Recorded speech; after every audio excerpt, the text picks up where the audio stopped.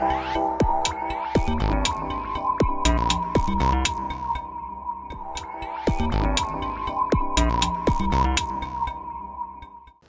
salam sejahtera dan salam satu Malaysia kepada semua. Bersama dengan saya, host anda pada hari ini dalam rancangan Top 6 Cumi Ame.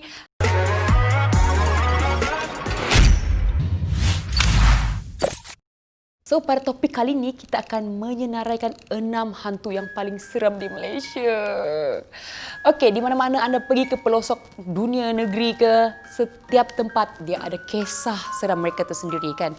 Kebiasaannya, kisah-kisah ini terjadi daripada zaman-zaman dulu, based on true story, dan ada pula yang direka, ditokok tambahkan supaya cerita itu menjadi lebih orang takut macam tu. So sebentar lagi Cumi akan bagi tahu dengan korang 6 hantu yang paling seram ada kat Malaysia, okey? Penanggal. Hantu penanggal merujuk kepada seorang wanita yang menuntut ilmu hitam bagi kepentingan mereka. Penanggal mampu menceraikan kepala dengan badannya dan mampu terbang dengan tali perut terurai-urai. Penanggal akan terbang ke rumah yang dikenal pasti, mempunyai wanita yang baru bersalin dan kemudiannya akan mengambil peluang untuk menyerang dan menghisap darah mangsa apabila mangsa leka. Nenek Kebayan. Nenek Kebayan dikenali sebagai seorang wanita tua bongkok dan menakutkan yang tinggal di hutan dan gunung. Dia berbuat demikian kerana gemar menyendiri akibat ingin mengamalkan ilmu hitam untuk memperolehi kuasa. Apabila berada jauh daripada masyarakat, senang bagi Nenek Kebayan untuk melakukan aktiviti kurafatnya. Selain itu, masyarakat Melayu juga menyifatkan Nenek Kebayan sebagai perantara manusia biasa untuk berhubung dengan puteri kayangan dengan kuasa sakti yang dimilikinya. Orang Bunian. Orang Bunian dikatakan mempunyai bentuk badan yang sama seperti manusia. Mereka juga mempunyai keluarga, puak dan struktur masyarakat tersendiri. Orang Bunian mendiami di kawasan hutan belantara untuk jauh dari perhubungan manusia. Oleh kerana orang Bunian mirip dengan manusia, maka tidaklah menghairankan terdapat kisah mereka berkahwin dengan manusia. Orang Bunian juga dipercayai mempunyai kuasa luar biasa yang diketahui berkawan dan menolong manusia, terutama bomoh. Mereka dikatakan menculik dan menyebabkan manusia sesat di dalam hutan. Toyol. Toyol merujuk kepada sejenis makhluk halus yang sering diperkatakan oleh kepercayaan Melayu. Ianya dikatakan bertubuh kecil seperti kanak-kanak dan turut mempunyai perangai seperti kanak-kanak kecil. Kononnya, toyol akan dipelihara oleh tuannya dalam sebuah botol kecil dan pemiliknya akan memberikannya makan darahnya setiap hari atau setiap bulan mengambang. Ia bertujuan membantu pemiliknya mendapatkan duit dengan mencuri duit daripada jiran tetangga. Pocong.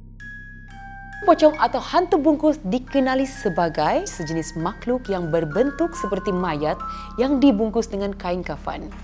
Pocong sering dikatakan mengusik orang yang lemah semangat dan akan bergerak dengan meloncat seperti hantu Cina atau bergolek.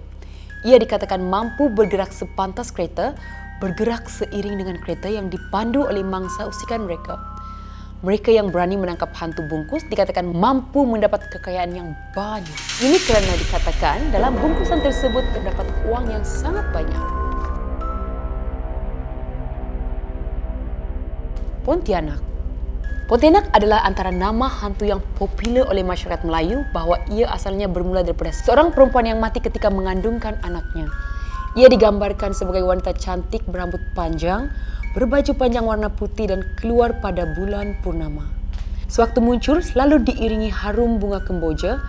Kononnya lelaki yang mendekatinya boleh terbunuh sesudah ia berubah wajah dan menjadi penghisap darah. Namun, ramai menyamakan ia dengan langsir yang gemar menghisap darah manusia. Setiap negara di seluruh dunia pasti mempunyai kisah-kisah seram mereka yang tersendiri dan mempunyai jenis-jenis hantu. Ini contohnya sebagilah. Vampire ada dekat negara orang barat dan Pontianak tempat kita. Tak mungkin Pontianak pergi kat situ dan tak mungkin vampire kat situ. So, apa yang saya ceritakan pada hari ini adalah 6 hantu yang paling seram di Malaysia. Cerita-cerita seram ni biasanya dibawa dari mulut ke mulut daripada cerita zaman dulu, based on true story, dan ada pula yang direka-reka. Tapi itu terpulang pada anda. Namun yang pastinya setiap benda yang hidup adalah ciptaan makhluk Allah. Okey, itu saja pada hari ini. Kita bertemu lagi di episod yang akan datang. So, saya akhiri di sini bersama dengan host anda, Cumi Ome. So, jangan lupa like, share dan subscribe video ini. Jangan lupa komen. Bye-bye.